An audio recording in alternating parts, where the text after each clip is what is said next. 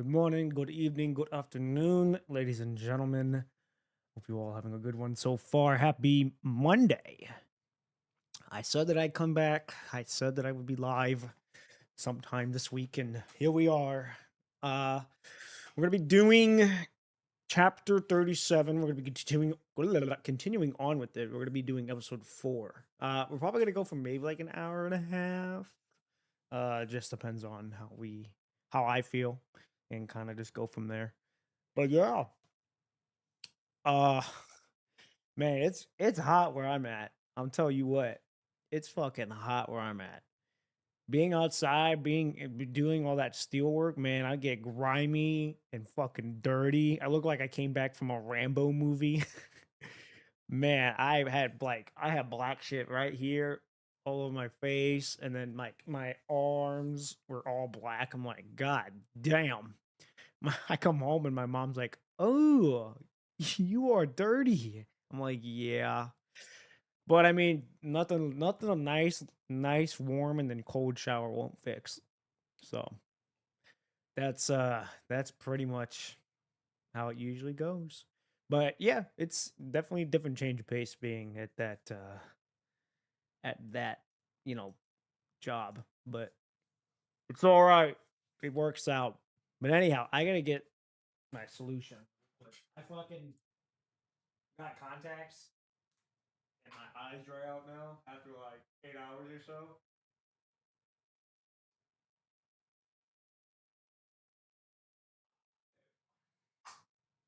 Oh, I needed that. Oh, needed that. Okay, so let's get started. I am ready to roll. I don't want to waste any more time. Let's get rolling on this. Okay. Let's turn this down. Okay. Turn this up. Okay. Ladies and gentlemen, we're on episode 4. Twilight, let's do it. Oh, we could do quick clear. Let's see how it looks like when we do this, and then we'll move on to the next one and see how it works out. So here we go. Tucked within a mountain ranged or ring basin, conservation area 368 is a small settlement, sacredly more than a village, with permanent population never exceeding 300. It lies cupped by sheer cliffs that plunge 1,000 meters of stark, mineral-rich bowl. Once, prospectors and traders were drawn here in a feverish rush for fortune. Now the bustle is gone. Only a few dozen structures remain huddled around the conservation area's heart, a modest central purification filter. Commandant, according to Colm, the conservation area's medical station should be right here. God, I forgot I have to do these voices. Oh! As you round the corner, Liv gestures discreetly toward a junction where a small, unassuming building stands with quiet sturdiness. The medical station. Is the doctor in? No, I heard the doctor went out with the patrol team. She won't be back until later this evening. Liv opens her terminal and sends over a file. I sneaked into the station before dawn and checked the treatment records. Colm was admitted about 6 days ago. He was all banged up, given painkillers, and discharged as soon as he was conscious. That's interesting. That transport took off 4 days ago, passed through several conservation areas, and then returned to Babylonia exactly 3 days ago, where we received our mission. The timeline checks out. It's completely consistent. I made copies and admission records from that period. Using our investigation as a reason, I also managed to get that entrance surveillance footage from the person in charge. She gestures toward another direction. The entrance is just over there, so I used the footage to cross-reference anyone who lingered nearby during the time Cole mentioned. This is the list of people I thought seemed suspicious. I've already shared it with Babylonia. The list is short, with only 7 names on it. Only 7 people. This area is quite remote, and the mining sector has been abandoned for a long time. There aren't many people left here, mostly just those who couldn't evacuate during the punishing virus outbreak, so the foot traffic is very light.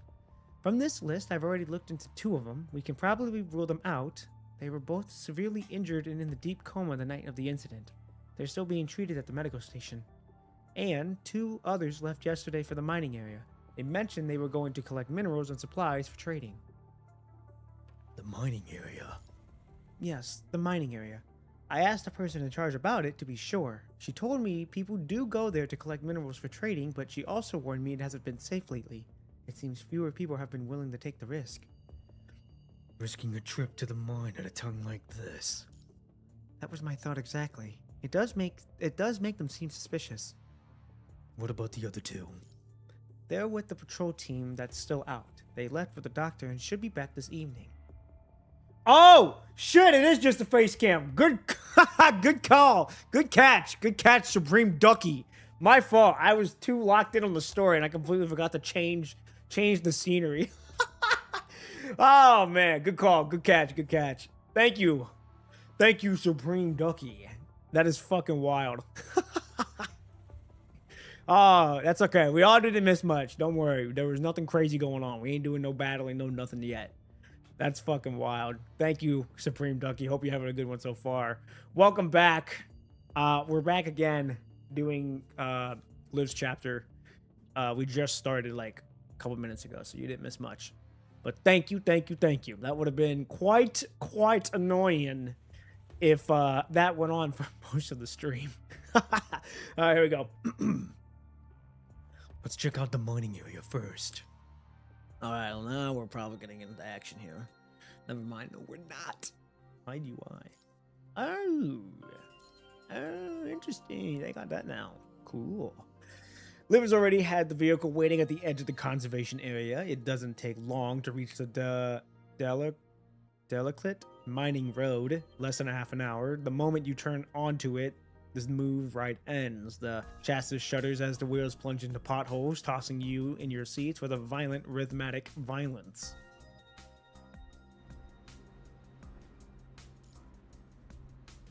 After nearly being launched from your seat yet again, it really has been a long time since we've driven on roads like this. Commandant, are you okay? I'm doing fine. Do you need to take a break? Don't worry. Only after confirming multiple times does Liv reluctantly set off again, still concerned. All around. Signs of neglect are undeniable. Liv, I reviewed the records for this conservation area. The supervisors filled several requests for maintenance funds, but due to the low punishing virus concentration and minimal hetero creatures activity, they were all classified as low priority. More recently, they also reported unusual activity in the mining sector, but Babylonia's resources were stretched thin when the safe zone construction in Kalong Corp new maritime defense line, so they could only dispatch a single task force squad. Liv frees one hand to bring up a file from her terminal. The rodent squad. They're one of our special operations squads, particularly skilled in desert and cave combat environments. Ah, I have their regular reports right here. She taps to open a video file. This is Captain Flo of the Rodent Squad. Following the orders, we've arrived at Conservation Area 368 and successfully reached the incident location. This is it. We've discovered clear traces of an explosion in the main shaft by tracking the debris pattern. We located some hetero creatures hiding deeper in the mining area. The punishing concentration here is negligible. Multiple sensor sweeps show no viral accumulation. Our current theory is that the mine has other unmapped entrances. The creatures likely used one to get in and then triggered the old excavation charges. Whoa, hold on. Who fly? Oh, yeah, okay, it is still fly. Oi, come here! Don't touch that! Val, stop her! The camera jolts as faint blasts rip through the air from somewhere out of the frame. I'm gonna assume this is a girl. How was I supposed to know it was still live? Anyway, the immediate area is secure, but we'll need more time to find the hetero creature's point of entry. End of report. Do we have direct line to rodent? Right here. She taps her terminal a few times and the call connects. Hello, this is Grey Raven Squad from Babylonia. We're currently assisting with the elimination of the hetero creatures in the mining area of Conservation Area 368. Hello. The signal from the other end is terrible, cutting in and out with heavy static interference. Hello, this is Rodent. I'm Captain Flyout. Oh shit. Two dull, processive thuds punched the transmission, making the projection shudder and distort. Then, as abruptly as it began, the signal stabilizes. Sorry about that. Signal's terrible down here. Sometimes you just have to... Whoa! That's Grey Raven contact icon. Oh, shit, I can't believe Grey Raven is coming to help us. Ymir! Val, get over here. It's Grey Raven. Wow, so this is the Grey Raven Commandant. That's crazy. What's so crazy about it? Wow, the Commandant's not even 7 feet tall and doesn't even have wings. Ymir, you lose. Pay up. What the fuck are they talking about? Oh, God, what the hell is her name? Veronica? Not Veronica. Fucking Dragon Lady. God, what is her name? Oh, I'm forgetting her name. I'm having a brain fart. Anyways, whatever. Damn it! Nope. We're gonna be professional. Right. Sorry about that. They're just a little over enthusiastic. It's not every day you get a visit from the legendary Grey Raven Commandant. With two firm hands, the captain shoves his two teammates' head down, cutting short their curious gaze. Nice to meet you. We are Grey Raven Squad. I am Liv, and this is my Commandant. How's the mine investigation coming along? Hate to say it, but it's kind of frustrating. We've gone in multiple times, cleared out plenty of those creatures, but every time we go back, it's like we've never made a dent. We keep running into new ones. The place is a maze. Checking all the tunnels and potential entrances is taking forever. The weird part, though, is that they keep showing up. It's like they're responding. And they change. Few of them just wander around, no threat, but once their numbers hit a certain point, it's like a flip switch. They stop wandering and start hunting. Coordinated. It's like something is controlling them. We've been thinking the same thing, but we haven't found a single... Ymir, behind you! There's no time for formalities. The line erupts a blast of chaotic noise and goes dead. Something's off. A shift in behavior triggered by population density? Could there be Hedial creatures controlling them? Like the twins from before? No, we can't jump to conclusions yet. The presence of a controller implies a defined purpose. However, the current method of deployment clearly wouldn't achieve any meaningful results. And the punishing concentration is holding steady. It's not skipping with the creature activity, or spiking. It is not dissipating either. Before she can finish speaking, Liv suddenly looks up and brings the vehicle to an abrupt halt. Oh, she's driving? Oh shit, they're all a weapon. A shared glance with Liv is all it takes. You both slip out of the vehicle and move toward the source of the disturbance. Oh shit, here we go. We get to finally fight. They seem to be over there. Oh shit. Okay. Something's wrong in this area. The concentration of the punishing virus is rising. I hear movement. Oh, it's on our left.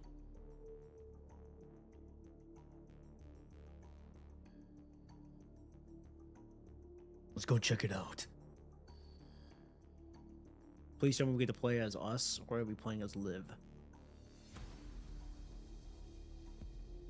I thought we were playing as us. I've never used her before, so this will be new.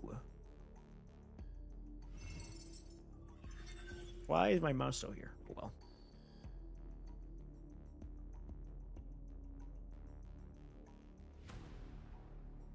Oh, damn, there's a whole pack of them. There's a red flare.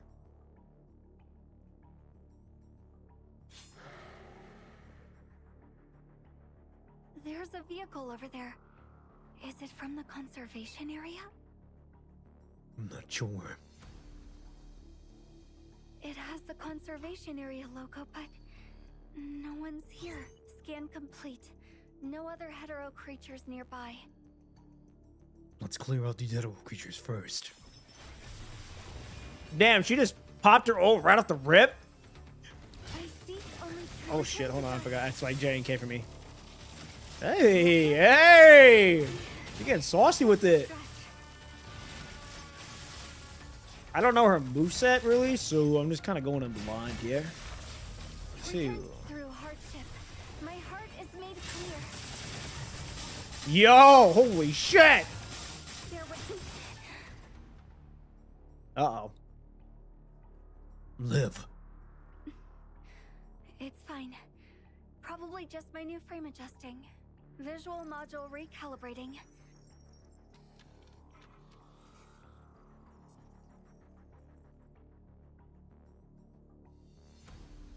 Calibration complete. Let's keep moving, Commandant. Wait, more hetero creatures? How? Oh shit, that's alright. Oh! Damn! Oh, that came from the left. My fault, not the left, the right. What the fuck? Hey! I see through hardship. My heart is made clear. Come on. Oh! Oh yeah! Give me this. Yeah. At last, the dream Holy shit. just a scratch. There we go, that's what I wanted. There was by heaven and earth. I bring you new life. Damn! Holy shit, that all was crazy! I see only truth. I like how we're a little bit more fast-paced now. And I like how it's distorting, too. Return to dust. Let through hardship. Oh shit, My we're heart blacking is out. made clear. We're blacking out!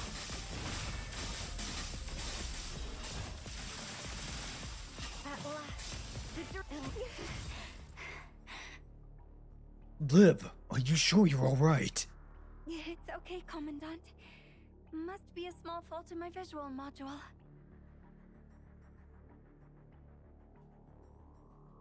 Mm-hmm. Visual module calibration. No one around this vehicle. Let's check it for information. There we go. Complete stage. Okay. Well, that was alright. I don't know. I might do the quick one. I might do the quick clear, just so we can get a move on with that. I mean, it's cool, but I'm also intrigued in the story more. The boss fight is going to be its boss fight, but everything else, so leading up to it, we can probably do quick. All right, here we go. The fight over, you both make your way back to where the vehicle was parked, only to be greeted by a scene of utter violation. This is impossible. My sensors didn't pick up any hetero creatures moving in this direction. You've retrieved the monitoring equipment you had just stashed under your seat and begin sifting through the logs. And the punishing virus reading has been stable. Could it be a new type of hetero creature? Or... No. You circle to the vehicle's rear and your eyes tracing the lines of damage. The damage is extensive. It looks like the random destruction of a hetero creature or a wild animal. But the most concentrated damage is around the power engine. A web of crisscrossing scratches cover the vehicle, but the deepest scratches converge at the power unit. Commandant, you mean... No, it's still too early to draw conclusions. As you speak, the sun dips behind the mountains and leaden shadows bleed out from the peaks, swallowing the light. Let's head back to the conservation area for now. On these unfamiliar roads, pushing ahead feels like the wrong move. Most mountains of the mining area stand stark and treeless, their towering shadows stretching in twisted shapes across the land. Alright. Liv acknowledges and moves towards you, but for a split second, the shifting light glints strangely in her visual model, making a world around her seem filtered and unreal. Your face softens into a hazy smudge. Commandant? What's up? I'm right here. Your familiar voice instantly settles Liv's nerves. It's nothing. Just a minor glitch in the visual module. It's calibrated now. Your visual model. The familiar abnormal fluctuation immediately reminds you of the unexpected situation during your recent battle. Liv, your mind experienced slight fluctuations during that last battle too. It's probably just some desynchronization. My new frame is still in its breaking period. Are you sure you're okay now? If you notice anything abnormal, promise me you'll tell me right away. I will. I promise, Commandant. Don't worry. You better not. God damn it. You make a promise, you're going to keep that motherfucker. All right, here we go. Episode 5. Back to Conservation Area 368. Dark blue shadows consume the pale cyan sky. The two of you barely make it back to the conservation area before nightfall claims the world. Officers, you're back already. Did you figure out what was happening? I'm afraid not yet. Our vehicle was damaged by the Hedo creatures and the power unit was compromised. Oh, that was ours? I thought it was theirs. Okay. I'm surprised we were able to make it back. We couldn't reach the mining area. But we're back with a replacement unit tomorrow and We'll be back with the replacement unit tomorrow and fix the vehicle. Oh, don't worry about that. It happens more often than not. I'm just glad you two made it back in one piece. The conservation area supervisor waves a hand, hardly concerned.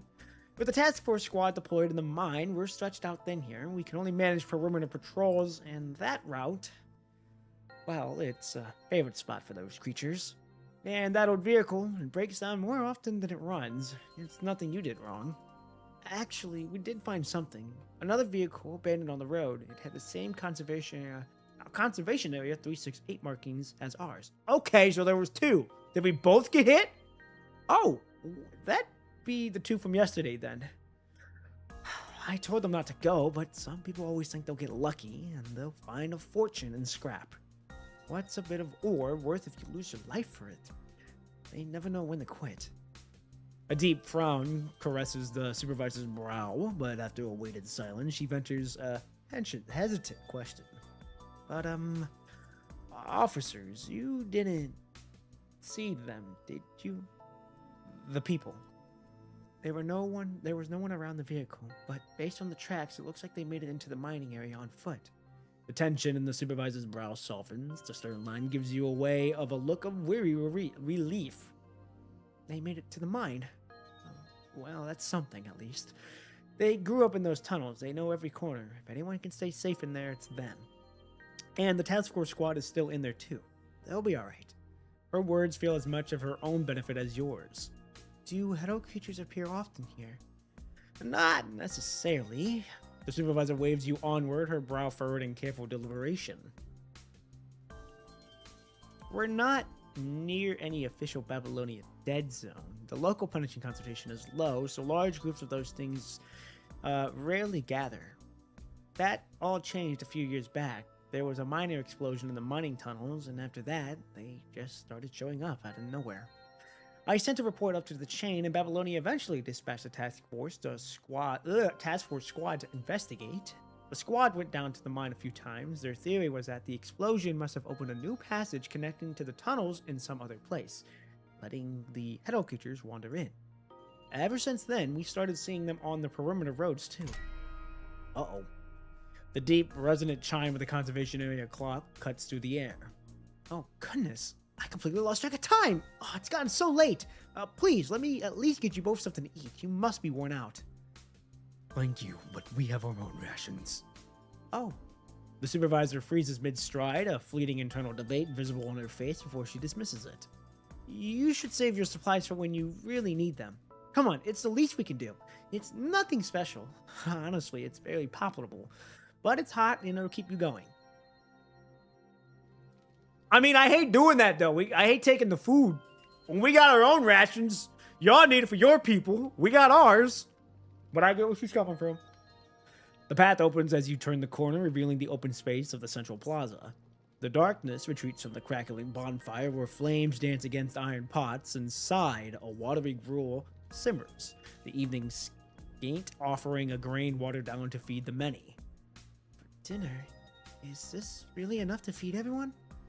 We make do with what we have. Here, this one's for you, and this one's yours. Without waiting for a response, she shoves a chipped ceramic bowl into your grasp. Are the shipments from Babylonia not enough? Most of what Babylonia sends are crops and seeds for planting. The ready-to-eat rations are a small part of it. She whips her hands on her clothes nonchalantly and assumes her post behind one of the iron pots. The iron pot gurgles softly, its water broth and so thin, and the sparse grains occasionally surface like secrets from the bottom. There aren't many hetero creatures around, but this is mining territory. The soil was never good for large-scale farming.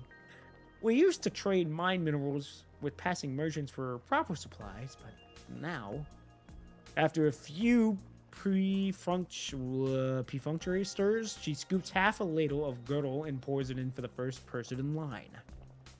The creatures in the mine, it doesn't take a horde to be deadly for ordinary folks, so now we must survive on Babylonian supplies of what little our stubborn fields provide. Next! With the tap of the pot's edge, she signals the child to move on. The child carries her bowl to the campfire and drains it in one desperate gulp. The wandering girl, clearly a mere tease to her hunger. Officers, is it too difficult to eat? I'm sorry, this is truly the best we can offer. No, not at all. We're grateful you're willing to share what you have. With a smile, you respond to the supervisor's concern, then lead Liv toward the quiet corner. Half a ladle for the children? A single one for the adults. Liv watches the ladle in the supervisor's hand, her pursed lips a silent critique. Such meager portions could never sustain these growing children and working adults. This is barely enough to survive on. Yeah, but what concerns me is... You tilt your head toward the residents, a silent prod for Liv to watch them eat. Commandant, you meet the residents. Food is scarce and danger looms, yet the community exhibits no unrest. A profound, almost unnatural calm has settled upon them, though every face bears the pallor of malnutrition. Not a single pair of eyes reveals sadness, anger, or any emotion at all.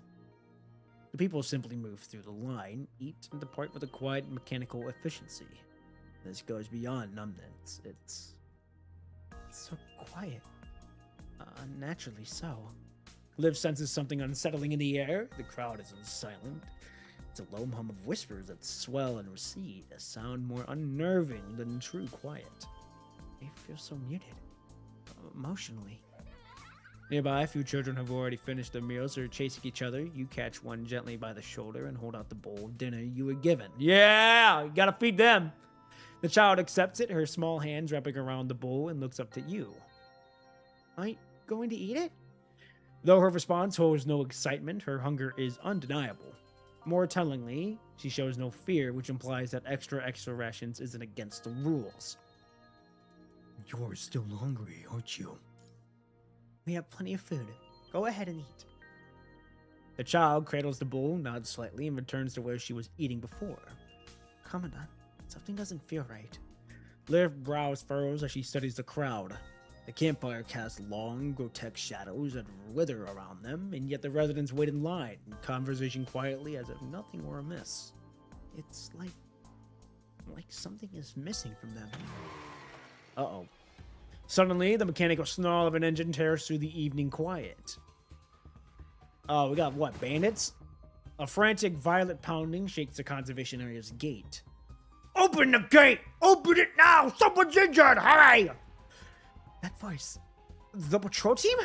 Bowls and chopsticks are abandoned as the gate yawns open for a metallic scream, letting the ramshackle vehicle rush inside. Liam? Yeah, it's Liam! Liam's injured! Ah, my leg! The vehicle was a wreck, painted in horrifyingly crimson of large, soaking blood stains. What happened? We were at the mine behind the conservation area, the safe place where hetero creatures have never shown up. We were going to take a rest. His words tumble out in a frantic rush as he leans in, weight onto the soldier's wound, his hands slick with blood. Oh yeah, I forgot to say my birthday was on July 7th. I am now officially 23. Yes, sir! Hey, happy birthday! Happy birthday, the big 2-3. Hey, that's all right. You still got plenty more to go. I'm glad to see you're able to see another day. I'm very happy that you are able to be here, and I hope you're having a good one so far. But that's awesome, man. Got to see another day, got to see another year, and get to be a little selfish. Get to be selfish for that one day.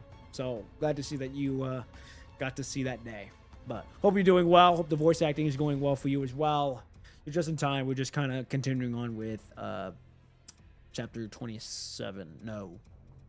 Is it 37? I think it's 37. I don't know. We're going on with it, though. Here we go. Leo just went into the tree to mine, make a leak. He wasn't gone 10 seconds before we heard screaming. God, it hurts. Oh, Mom, it hurts so much, my leg. When we got there, the head creature was on him, and thank God we had weapons. Despite the direct pressure, blood pours from the wound like a weary severed artery. Liam's voicing is fading, going thin and distant. Where's the doctor? Dr. Maloney! I'm scared. It hurts so much. I'm a doctor. I can help. Liv moves to intervene, but another is faster. A stranger bursts from the crowd and skids to halt beside Liam. Whoa! In one fluid motion, she kneels and takes over, her hands pressing decisively on the wound. Dr. Millie! Dr. Millie! It hurts so much! There's so much blood! Liam seizes her sleeve, his moan ceaseless as he clings to his new desperate hope. Shh, it's okay. It's gonna be alright. I'm right here. Malene offers reassuring words while working with a frantic, untrained haste, cleaning the injury with rough swipes and clumsily seeking a tourniquet. Witnessing the woman's jarring, coercive action, Liv freezes in place for a heartbeat. Then her own pace instinctively sharpens, quickening from its earlier lag. Excuse me, do you need help? I'm a construct from Babylonia, Ray Riven Squad. I'm trying to wound in derivative procedures. But someone suddenly steps between them, blocking their way. Officer, I'm sorry. What? Liv furrows her brow, giving the conservation area's supervisor a confused look. Well, please, come here and help us. Oh, okay, well now you're gonna give us permission. What the fuck? Hearing the exchange between the two, the woman kneeling to the ground turns her head and makes an earnest plea. But Liam needs help. Now's not the time to worry about that. What do you mean? What do you mean? What do you mean, woman? Wordlessly, the supervisor steps aside. Yeah, fucking move! We gotta save this person! Through, still confused, Liv quickly kneels beside the injured man. It's a head creature bite, and we're already seeing signs of infection. The priority is the serum, followed by thorough flushing with a saline. Like this. Liv cleans the wound, examining the key techniques to the other woman as she works. Maloney, is it Melanie? No. Yeah, Maloney listens intently, stepping in to assist whenever necessary. Without painkillers, their efforts are met with the man's raw, agonizing cries as the disinfectant bites into his flesh. We're gonna die! It's alright. Before Liv can utter a word of comfort, Maloney drops everything. She rushes to the injured man's side, cradling him in her arms as she gently massages Liam's forehead. Shh, it's okay, Liam. It's okay. You'll be alright. I'm here. The pain is leaving now. Liam. Whoa, what the fuck? As Maloney tends to him, Liam's breathing loosens its ragged edge and cries dwindle. A calmness settles over him so completely that it seems her very touch is leaching the agony from his body. Oh, is she taken away? Huh? What are you... Oh. Their unusual interaction catches Liv's attention. She instinctively looks up, only to see Melanie's sleeve sliding down as she cradles the injured man. A cold metallic glint reflects the firelight, revealing arms that are distinctively not human. Okay, so you're a construct. We know that much now. Next, we need to debride the infected tissue and remove any foreign matter. Disinfect. And now a basic suture. Suture? I think that's how you say it. Just like this. In a few deft motions, the wound is wrapped and secured. Only after a meticulous inspection for infection does Liv finally pack away her medical kit. That's our girl! That's our woman! From now on, the focus is on regular disinfection and changing the gauze. Melanie offers Liv a silent, grateful nod. Then rising, she gathers the unconscious boy into her arms, his body limp from blood loss. I'll take Liam back to the medical station. Like a wave, the crowd divides to create an opening, and the nest converges just as quickly, swallowing the doctor and blocking Liv's view.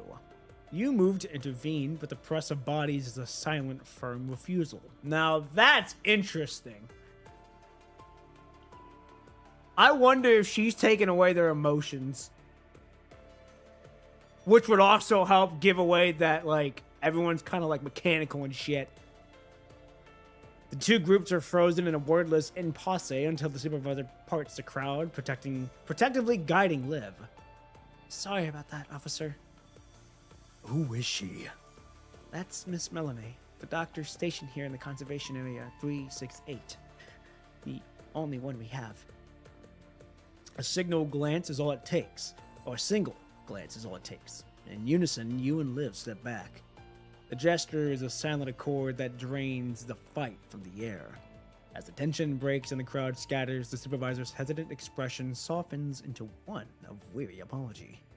Thank you both of you, truly. Well, if you haven't been here, Liam would have... Liam's the boy who's hurt. Poor little thing. Ugh.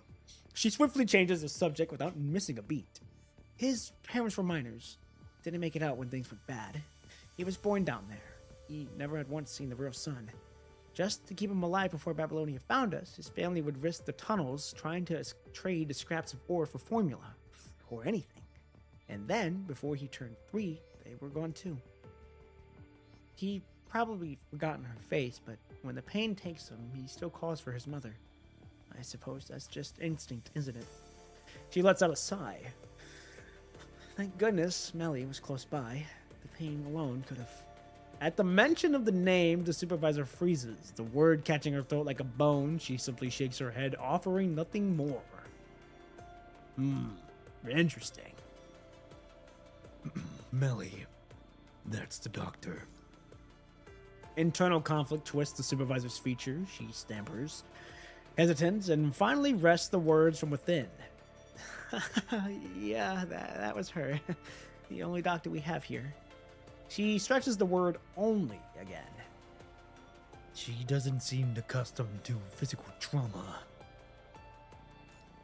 Maybe Mel's specialty was something else. We really don't ask about her past. Would you mind telling us where she came from? Well, the supervisor scratches her head in hesitation. What does it matter now? I suppose there's no harm in telling you. She just showed up one day, wandered out of the mining area. That was a while ago now. The mining area?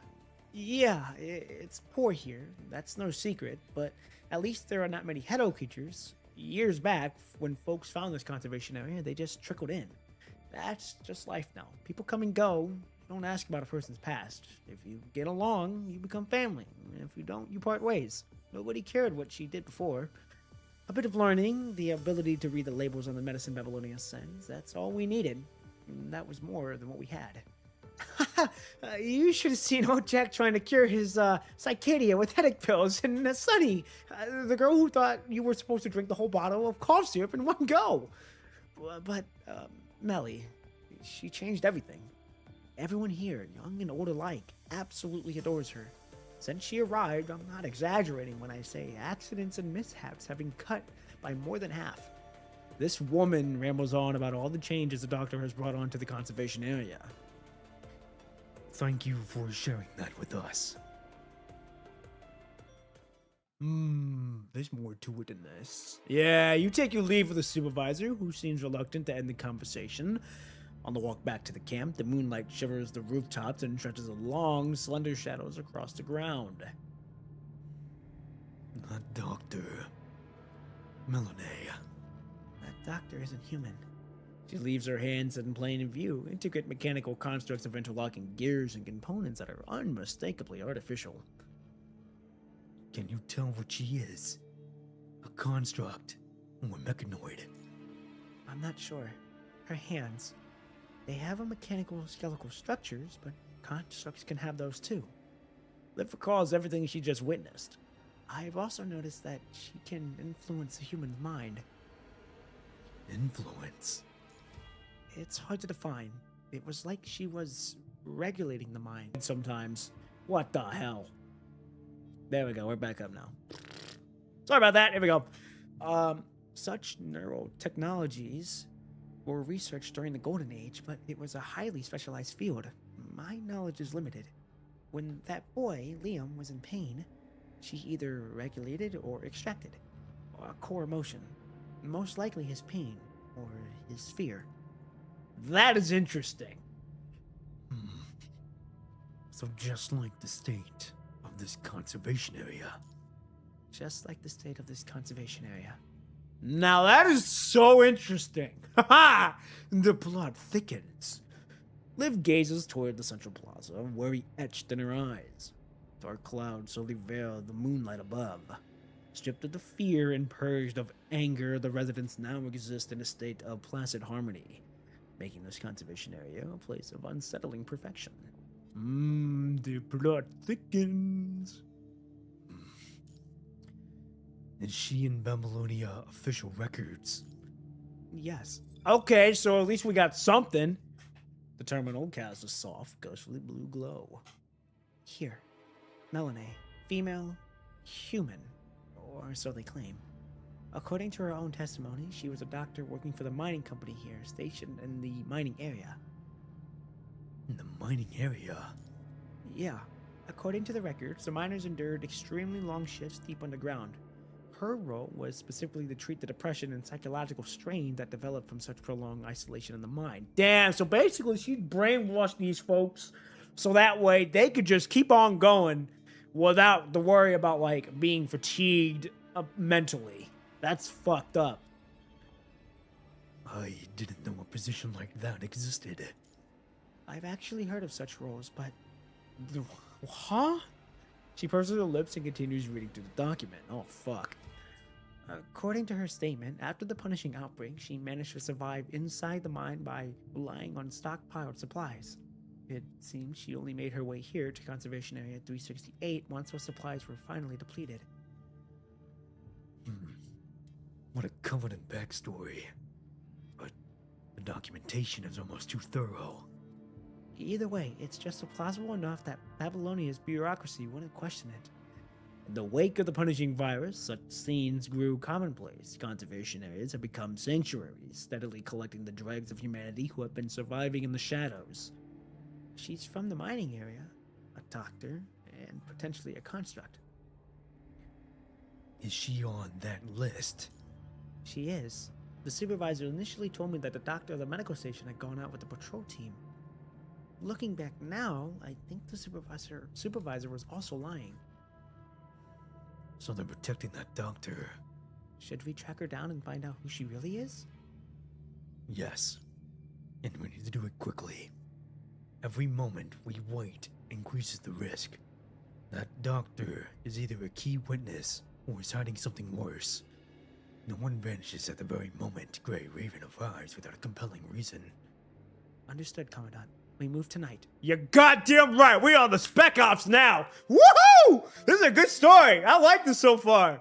I like it. I don't mind this chapter. Okay. We're going to do this episode, and then I'm going to get a water, and then we continue on. Here we go. Episode 6, The Web Weaver. Night falls. It's darkness, thickened by the clouds that shroud the moon. Within the conservation area, silence reigns, broken only by the routine patrols and by the 2 Grey Raven members slipping like shadows from their quarters. Finally, everyone's settled in for the night. They certainly don't make it easy to get a moment alone. Damn, they got everybody watching. What the fuck? Ever since you returned from the Central Plaza, several residents have been lurking around your temporary quarters. Oh god, I got something in my throat!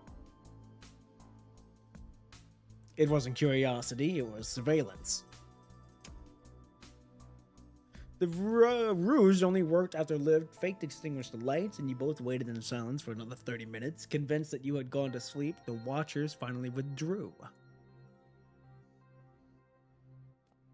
Under the cover of night, you navigate a world of shifting silhouettes. The patrol soldiers' lanterns wrap the conservation area buildings into grotesque shapes. You and Liv move between the pulses of light, finding safety in the deep, still darkness behind the structures. Is there any way to find out where that doctor is staying? I have a feeling her quarters won't be far from the medical station. This way, Commandant. Oh yeah, we moving. Evading the patrol soldiers, you press yourself into deep darkness under the eaves? Question mark? Liv leads you to a surprisingly modest tent. From within, a warm yellow light spills out. It seems Melody, the doctor, has decided to stop concealing her presence. Yeah, okay. I don't care what nobody says about the gachas and their stories. Sometimes they can make you cry, and then they can be cool, laugh, and make you motivated to keep going. Oh yeah, that's why I like PGR. The story's really good. It can make you feel a type of emotion, whether that's angry, sadness, happiness, motivation.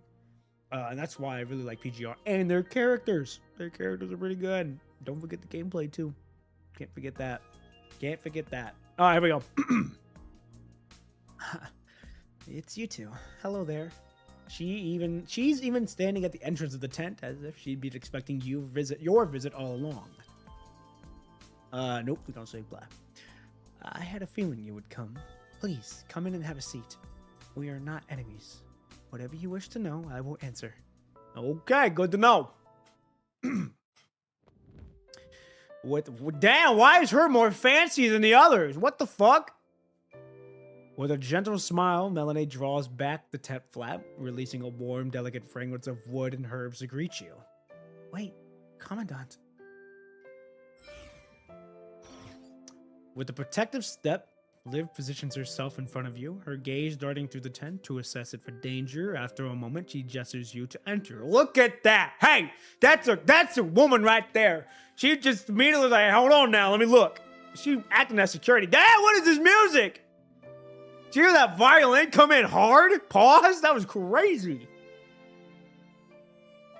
The space is modest, illuminated by a lantern that casts a warm yellow glow.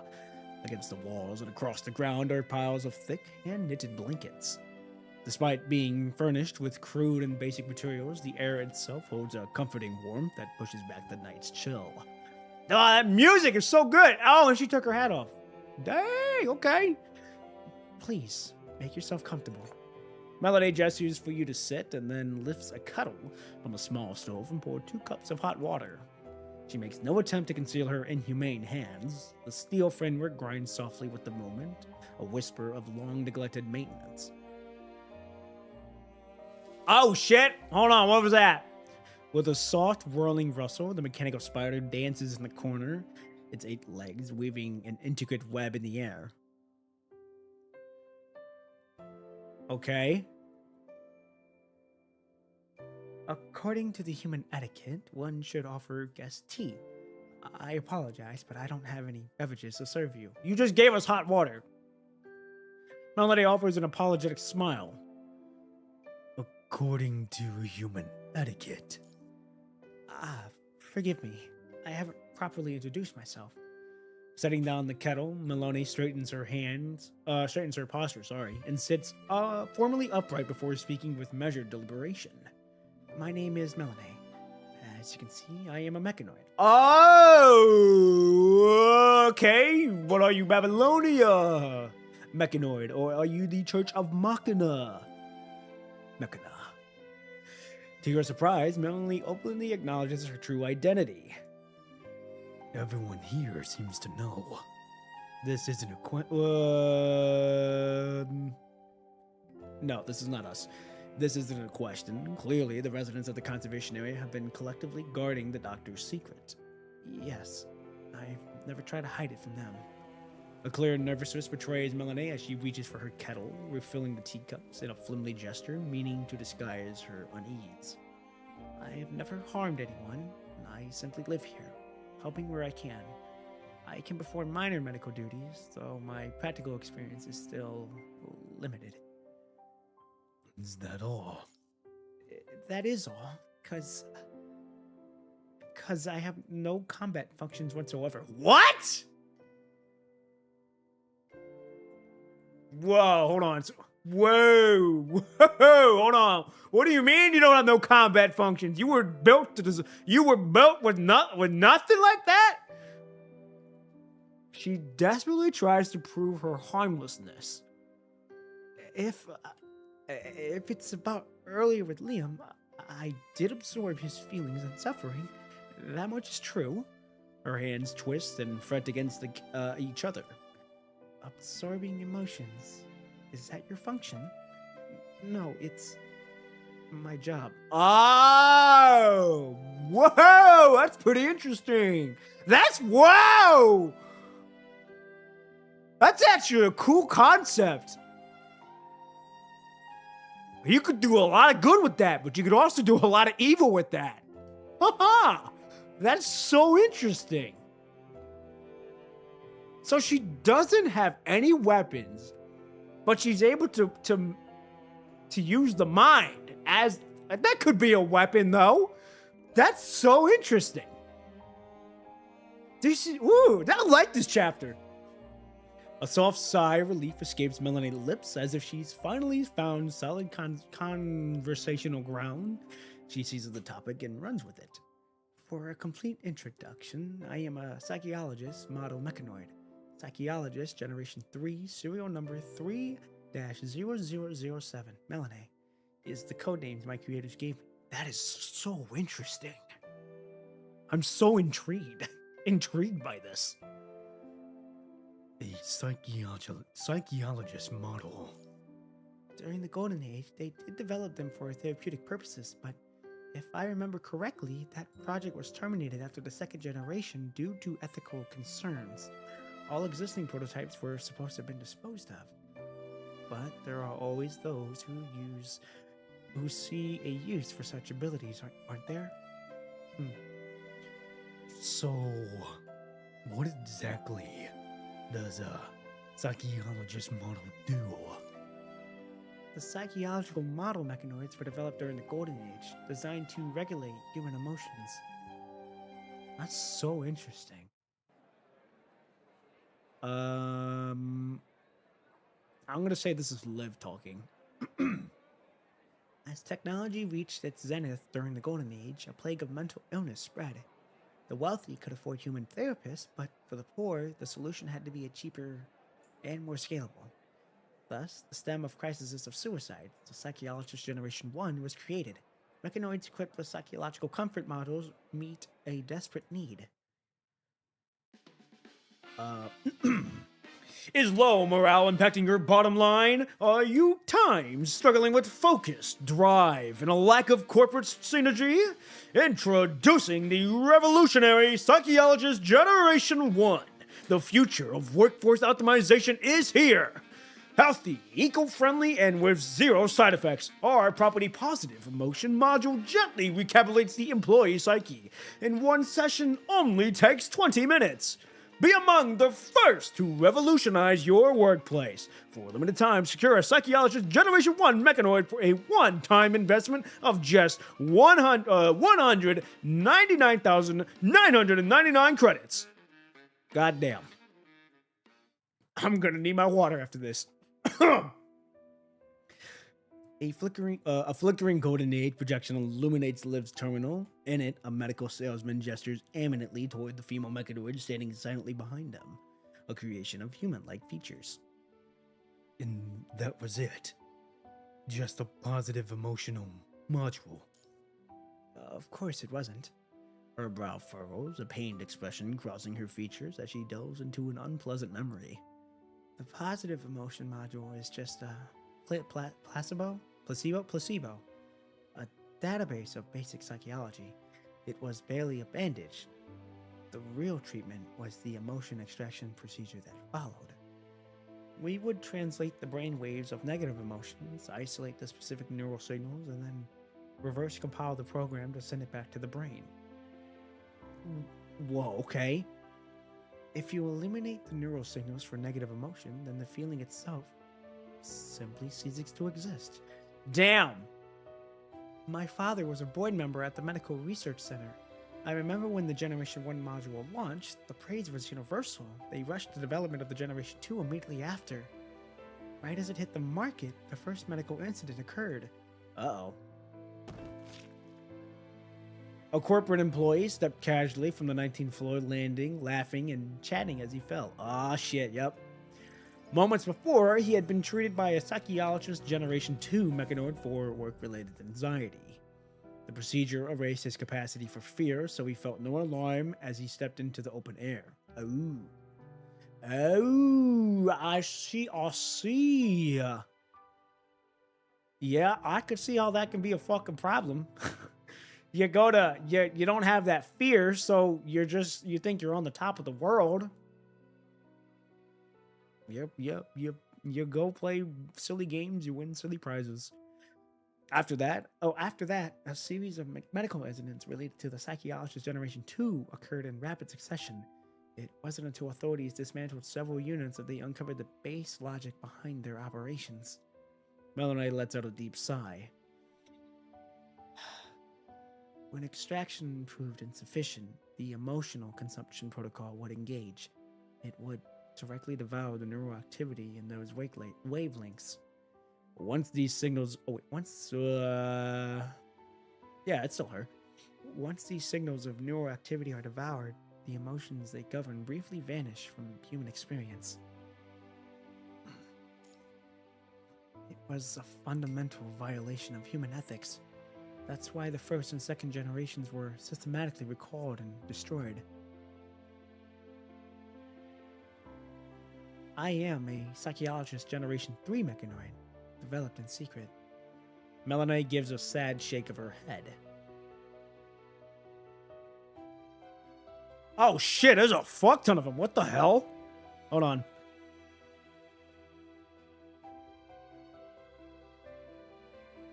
Alright. I hate to ruin the experience in the immersiveness, but I gotta go turn on a movie for my family real quick. I shall be right back. And I'll get my water too.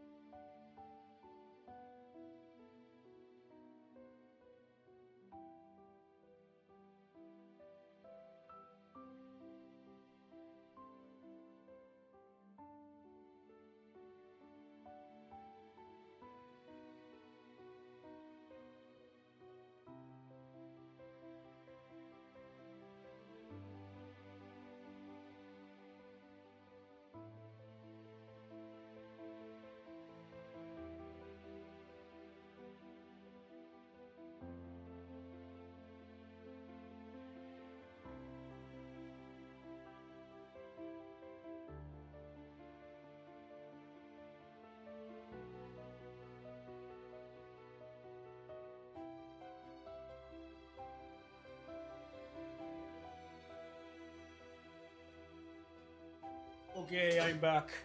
Ladies and gentlemen, I got my water. I am ready to roll. Ugh.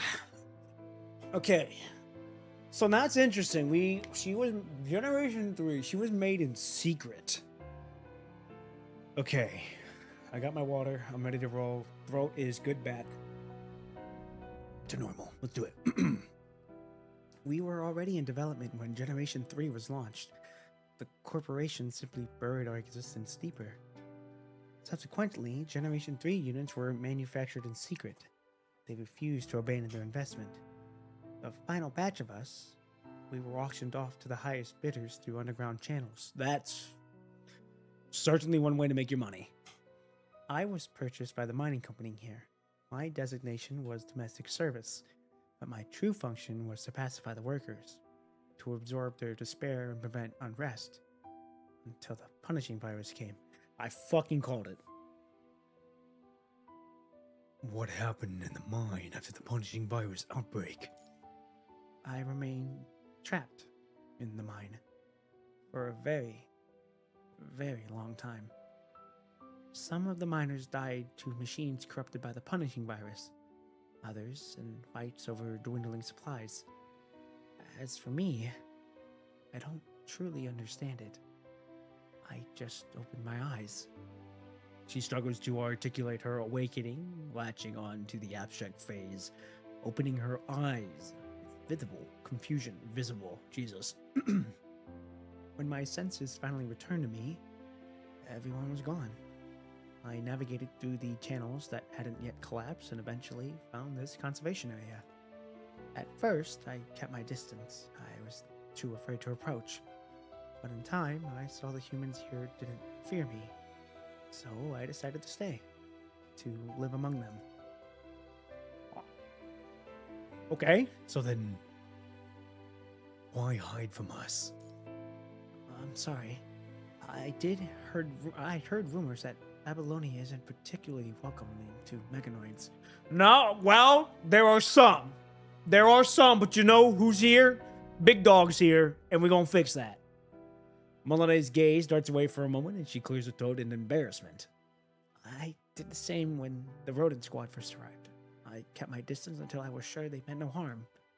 I asked them about you, but they didn't know much. Only that you were some elite squad that's really tough. I was afraid you might drive me away. After all, I'm not human. I heard you were only here to help clear the Hero creatures from the mine. My plan was to stay hidden until you left. But then, Liam, I sensed his suffering. I couldn't just ignore it. Her voice tightens with grief. I knew it would expose me. I knew that I could only devour his fear and pain, that it wouldn't heal his injuries, but Melador's voice trembles. He was calling for his mom. I couldn't. I just couldn't leave that boy there in so much agony. Oh! I don't blame you. All I could do was try some basic medical techniques from my database, hoping to ease his suffering, even just a little. But I didn't know any other procedures. Painkillers were all gone, and I could only do the one thing I was built for. A faint trail of tears traces down a path of her cheek. Damn! Unstunned, Melanie scratches for a cloth, her mind reeling the biological impossibility betrayed by her own mechanical body. Man! God, I feel bad for her, bro! Oh, shit! She just trying to do good. She's just trying to do good by doing what she can. Damn, I feel bad for her. Forgive me. Liv lets out a soft sigh and offers her a handkerchief. We're not going to hurt you. In fact, we become friends with many mechanoids who are kind of humans. You're goddamn right! Yes, sir! We got Nanami. We have a couple of other people as well. Well, what the fuck is that dragon lady's name? I forgot her name, but we do have a lot of people. And we got Nanami at the head front. They, haven't had any other mechanoids. Have any other mechanoids tried to contact you? Yes, there have been. As her emotions gradually settle, Melanie wipes away her tears. I'm fucking on that shit today. A mechanoid called Arcadia contacted me once. Oh, now correct me if I'm wrong. Arcadia was on the last main chapter, and he was planning to do something big. I think he was leaving the Church of Machina to do some like evil shit. She said that she belonged to an organization of our kind. No, not Arcania. Arcania is the one girl with the is the nun. I'm fucked. I'm thinking of someone else. Arcania is the one with the nun with the fucking little golden things on the back. Here we go. The Church of Machina. You know of them? I was worried I might have revealed their existence. Melanie lowers her gaze evasively. Why didn't you go to them? Find your own kind. Wouldn't it be safer with other mechanoids? They did give me an address, a place where I could go and live with them, but she didn't want to abandon these people. Yeah. I don't want to leave the humans behind. As her tears fade, a gentle smile dawns on Melanie's face. I don't want to leave them.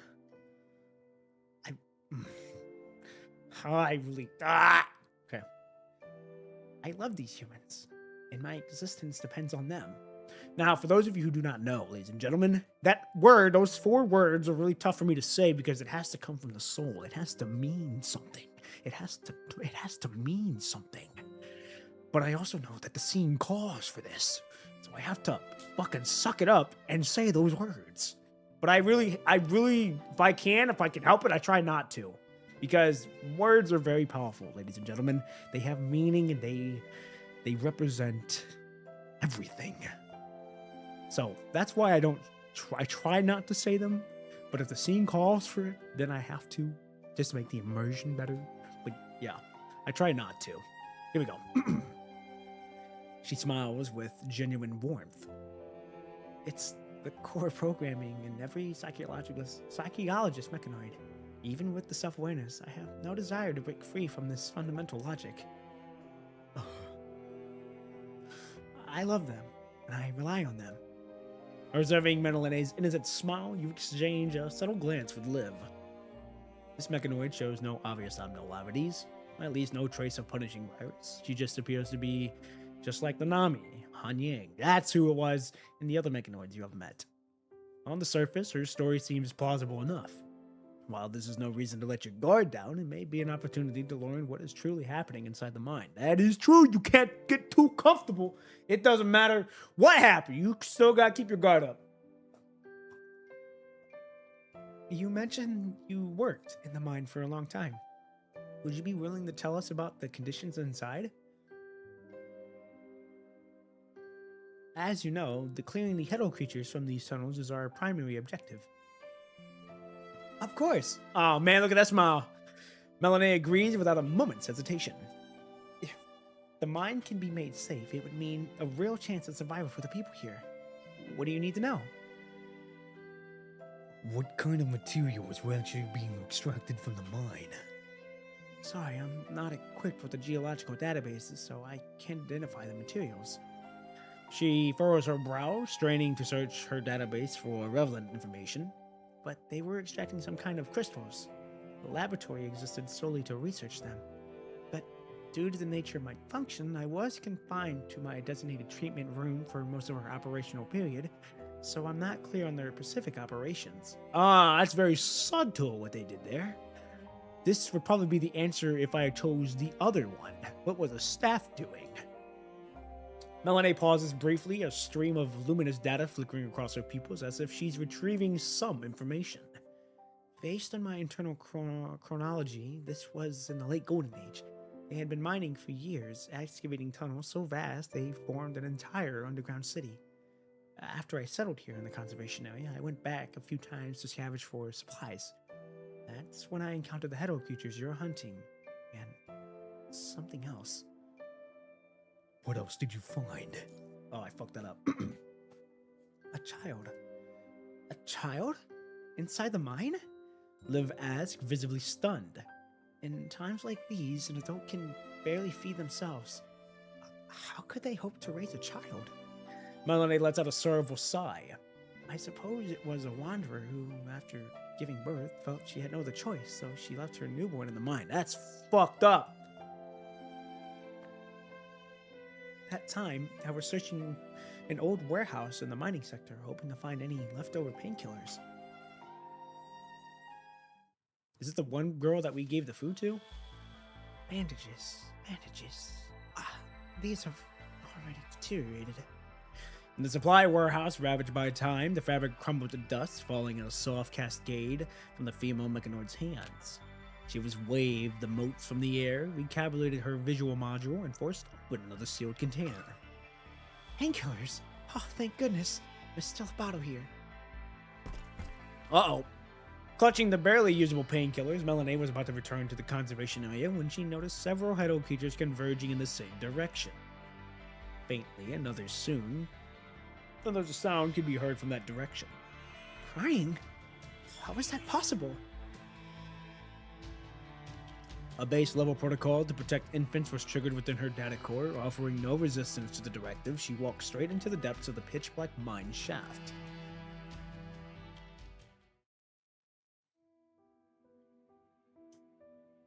The Hedo creatures had gathered, surrounding an infant.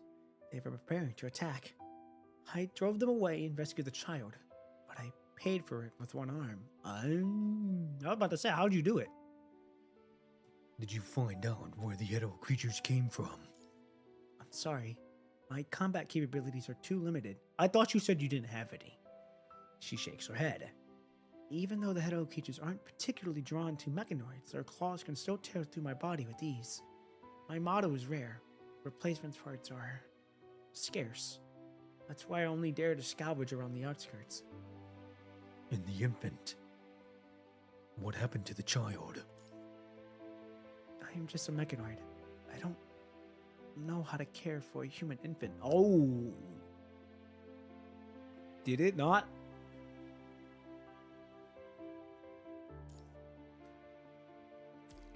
Lost in thought, Melody stares at a corner where the mechanoid spider weaves its 8 slender legs, perpetually mimicking the act of weaving a web.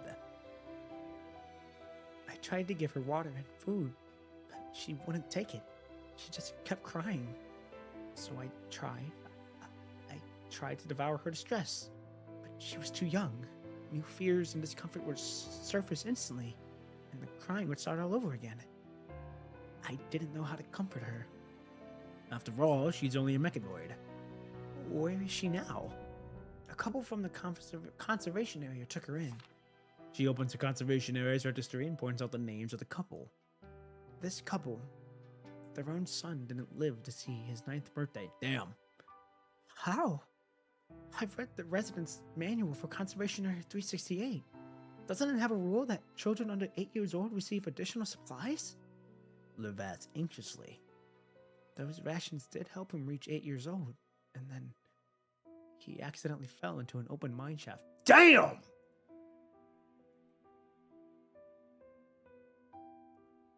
By the time we found him, it was too late. After I brought this child back, I placed her with them. I hoped she might bring some solace in their lives. I forget how dark PGR can get sometimes. Melody lowers her gaze, but that's what makes PGR so good. I am just a mechanoid. I don't know how to raise a human child. I tried to give her everything I thought was best, but she couldn't grow properly in my care. It was agony to let her go. Oh, fuck! But I had no choice, so I asked a couple to take her in. Man! Ah! This is so good. Even if she would never call me mother, just being able to watch over her from a distance. Fuck! Hold on, ladies and gentlemen. Inspiration hits at the most unexpected times. For those of you, I'm actually working on something here, but I'm going to keep it a secret. Just because it'll be announced when the time's right.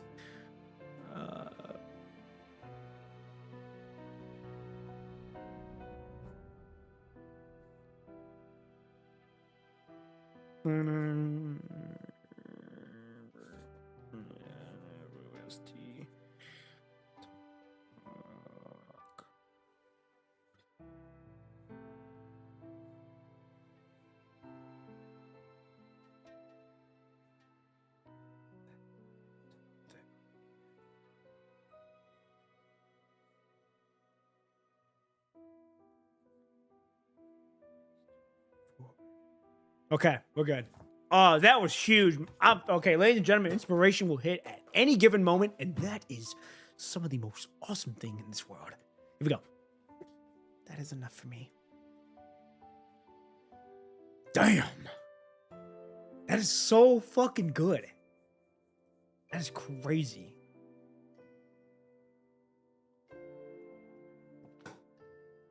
All right, we're gonna do this last episode, and then we're gonna call it there. Here we go. Episode 7, Uncertainty. Pale daylight pierces through the clouds and morning mist. No bird song greets the morning in the mining area. The autumn wind wanders through the valley of towering, layered cliffs.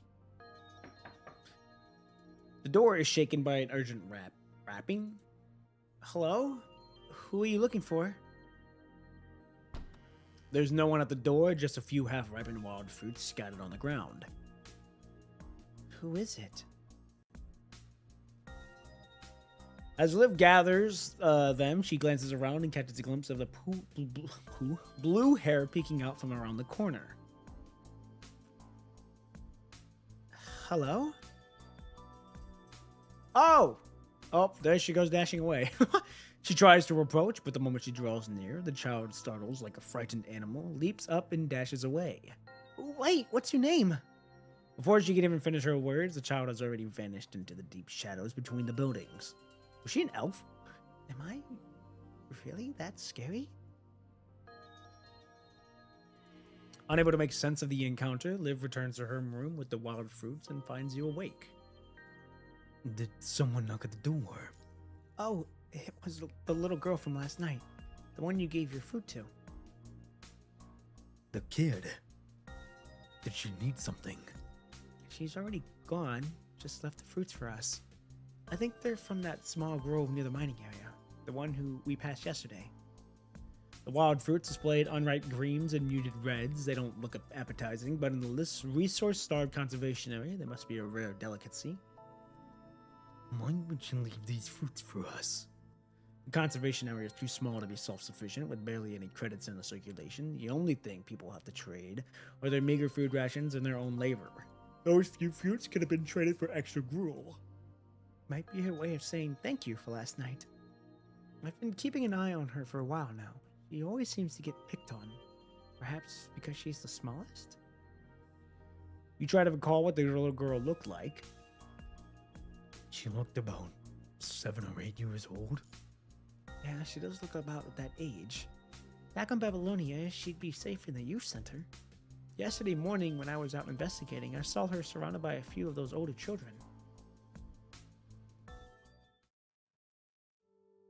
One day ago, in this hazy morning, light filtered through the clouds, Liv left her temporary quarters early. You had been up late again handling Babylonia affairs, so she decided not to wake you and began the preliminary investigation on her own. The investigation was taking shape. The conservation area's residents named Coleman heard relevant information in the medical station, so she would start her search there. Lost in thought about how to proceed, Liv hurried past the tent just ahead, lay in the central plaza. Weirdo, fight with the mommy! I'm not. You are! Everyone else has a mom! Only you don't! Only in the open space, several early rising children clapped their hands as they circled shoved little girls singing in discordant chant.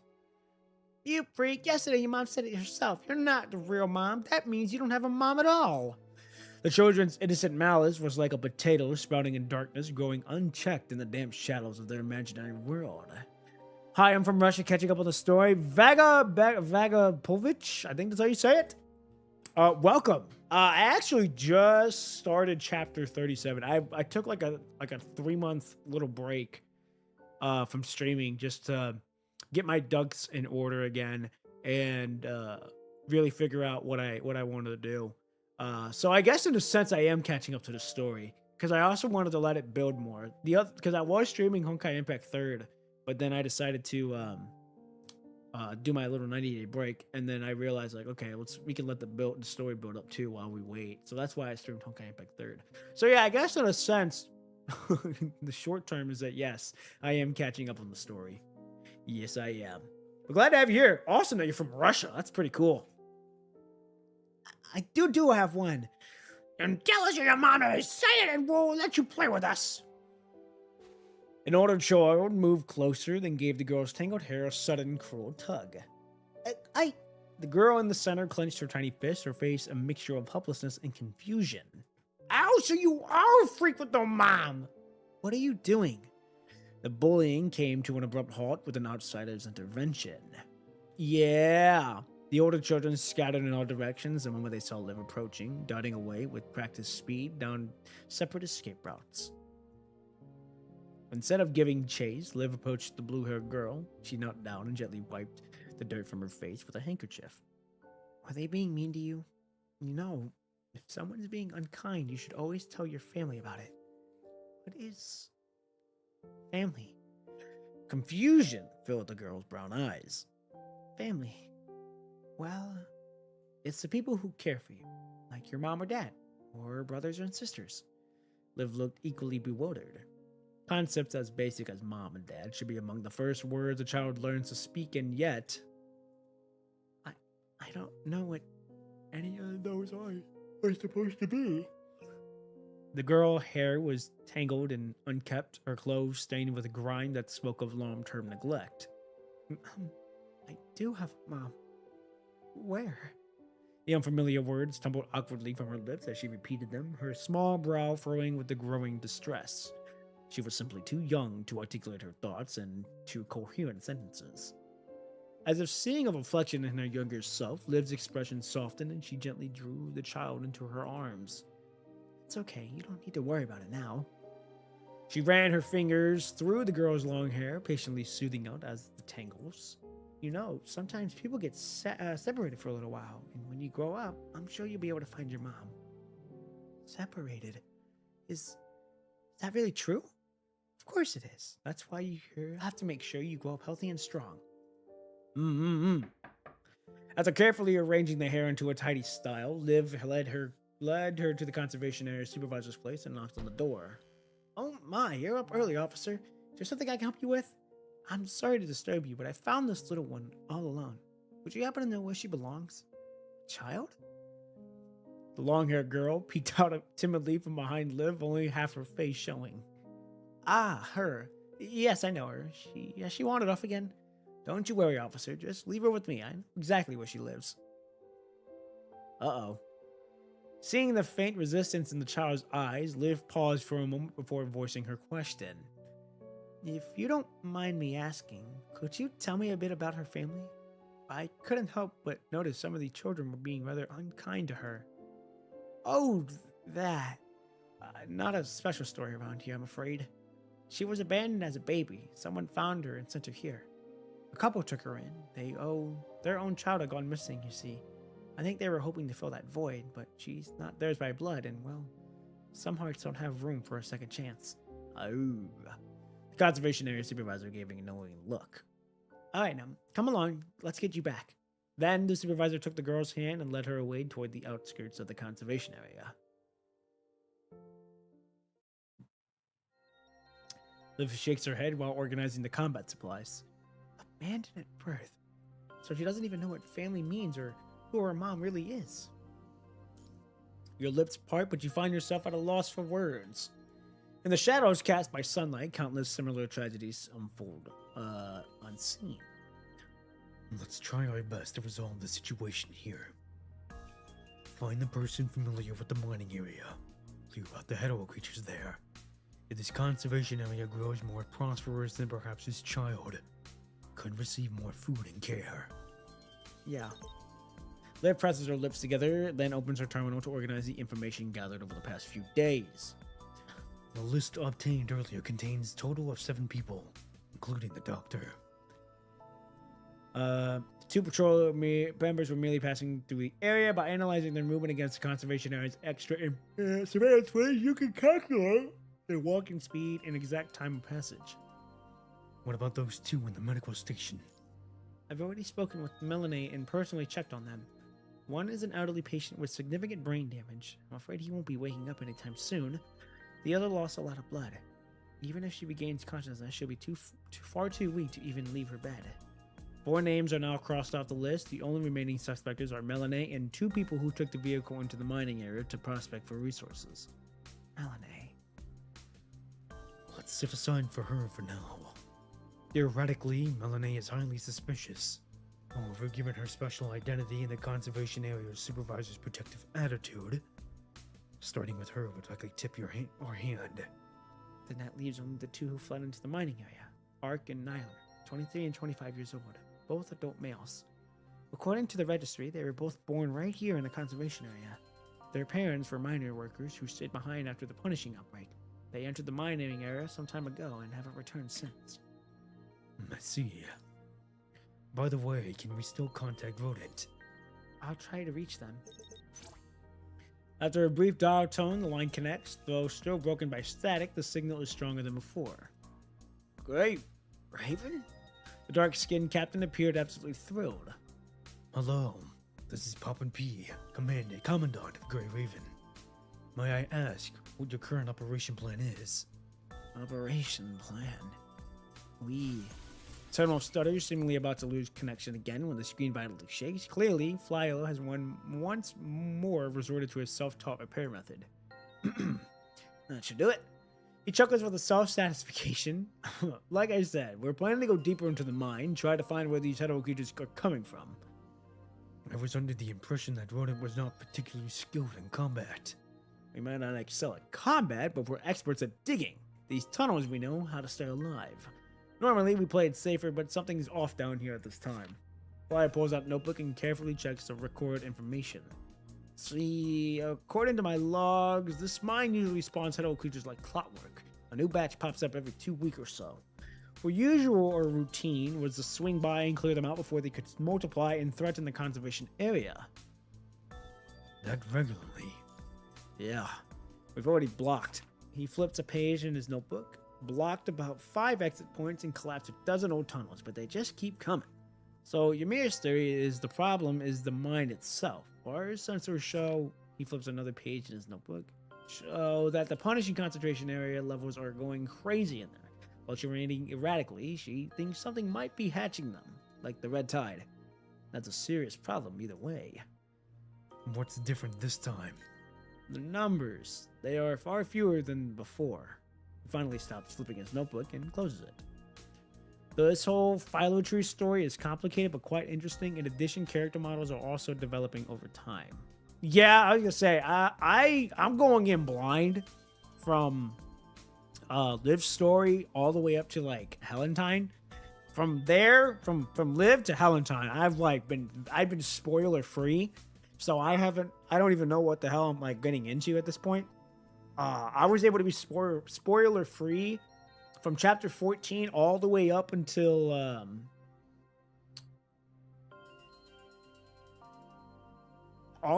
Selena. So I'm pretty good at like not being away from like everything that's being non-spoiler free. So I'm sure it's gonna be complicated. I'm sure it's gonna be brain confusing, but that's okay. That's what makes the game good. So yeah, it's gonna be interesting though how this unfolds, especially with how everything's happening. Here we go. We're using this full load to push deeper to see if we can finally find their breeding ground. Understood. We will enter the mine in approximately 1 day. A day from now. Wait, you mean you're coming up to meet with us, the legendary Grey Raven? Awesome! I need to see the Grey Raven Commandant really is as... Just forget about it. You already lost your credits to me.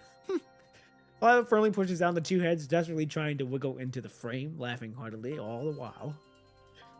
Then we'll be waiting for you. Oh, right. The mine is a maze. If you don't want to get lost, you should regularly contact us to keep your bearings. It's okay. Don't worry about it. Oh, by the way, have you run into any residents from the conservation area?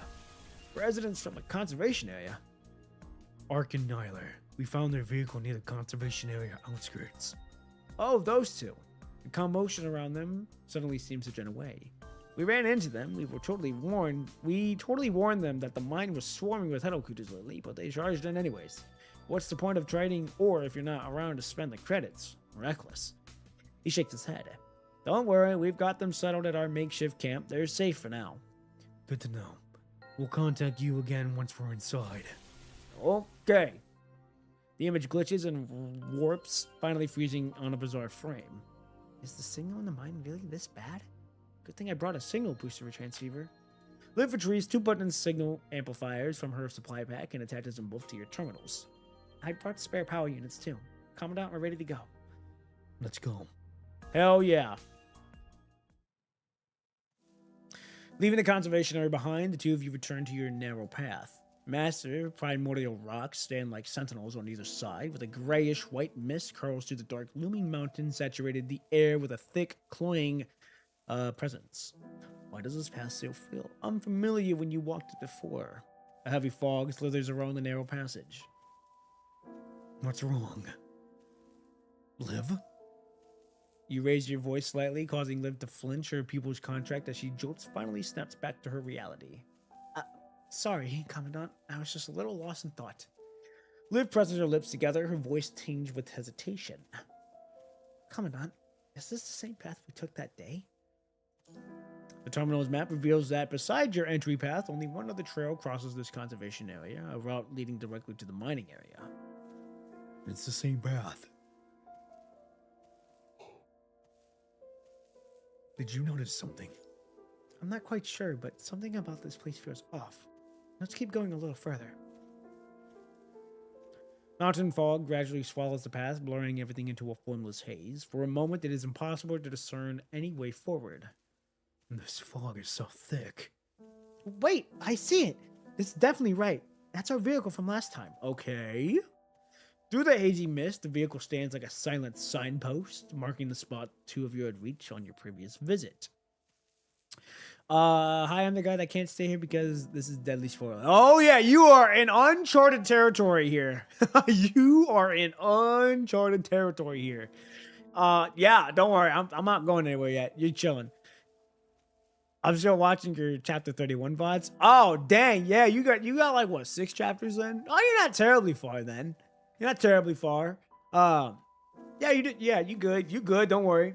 But hey, glad to have you here. Glad to see that you're enjoying my VODs and all of that.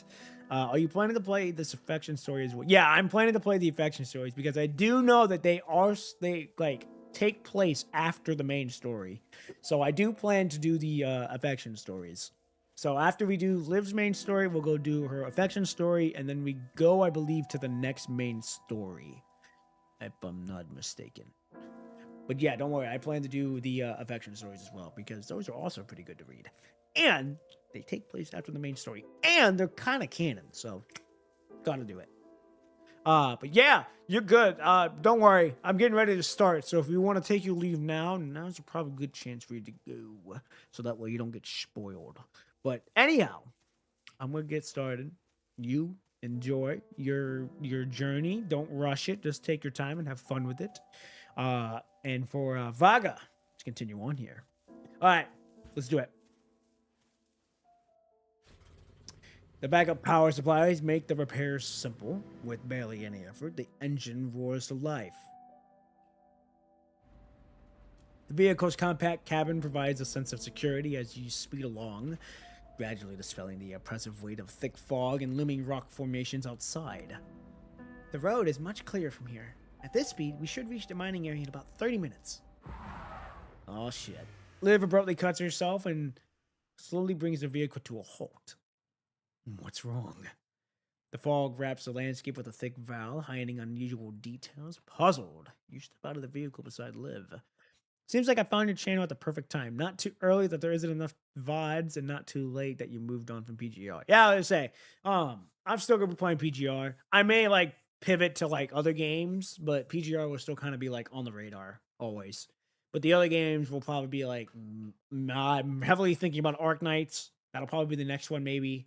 I can do Rocket League, Rainbow, Maybe not Wuthering Waves. I don't know yet about that one. And then yeah, kind of like this kind of whatever games or Elden Ring. Elden Ring would be fun too. And Ace Combat. Ace Combat would be a cool one too. So don't worry. PGR is still on the radar, but I'm also know that I'm gonna branch out like too. So that way I'm not stuck in one spot. Oh, here we go. What is this? The two of you stop before a patch of underbrush several meters away from the road. Oh shit, it's getting interesting now. A wide swath of vegetation lies flattened to bent, creating a trail of stretches that far into the distance. Why are the drag markets here? Are they transport supplies or minerals through here? Even in times of peace, transportation routes rarely deviate from established paths, let alone in the current situation. There is a limited number of chapters after all. That's true. That is true. Like, after I get caught up, I won't have anything else to play for that moment, so I would have to make another pivot. Okay, now I leave for real. All right. You have fun. Enjoy. Take care of yourself. Take care of yourself. We'll see you around. After a silent, shared understanding with Liv, you both return to the vehicle and adjust your course. The vehicle races forward. Time becomes disordered. Developed by the thick fog until the duration of your travel is almost impossible to gauge. Damp mist swirls between towering rock formations, then through the haze, a massive crater of jagged, even uneven edges gradually materializes ahead. Is this also part of the mining area? 368 is certainly hiding a lot of secrets. As you continue forward, a large artificial platform materializes ahead of your vehicle. Rust-covered mechanical parts lie scattered across the surface like forgotten bones. Moss and vines have aggressively claimed this place, weaving into a thick carpet that emanates a strange, sweet fragrance. On the ground, several jarring furrows have torn through the dense moss, as if the cargo being dragged had struggled violently. The trail ends here. Looking up, you see that the mine entrance, a yawn mouthing on profound darkness that seems to beckon you inside. You exchange a knowing glance, shut off the engine, and exit the vehicle. With deliberately lightened footsteps, you cautiously cross the threshold into the mine. Alright, I think that's a good stopping point for us to be at. We did good. In episode 8, we started with 4, so we got 4 episodes out. It's not terrible. Not terrible at all. So, but anyhow, that's going to do it for tonight. We made some decent headway. I think we're like now maybe 20%. 27%. That's not terrible. That's not bad at all. So, yeah, that's going to do it. Like I said, we ain't going to go as long as usual just because I've got a lot of other things that I got to take care of. And this is like third priority out of the other ones that I got to take care of. So, anyhow, ladies and gentlemen, I thank you all for being here. For those who stayed in to watch, for those who are watching the VODs, I see you. Don't worry. I see y'all. Yeah, we're gonna continue on. I don't know when I'll be live again. Probably not until maybe this weekend.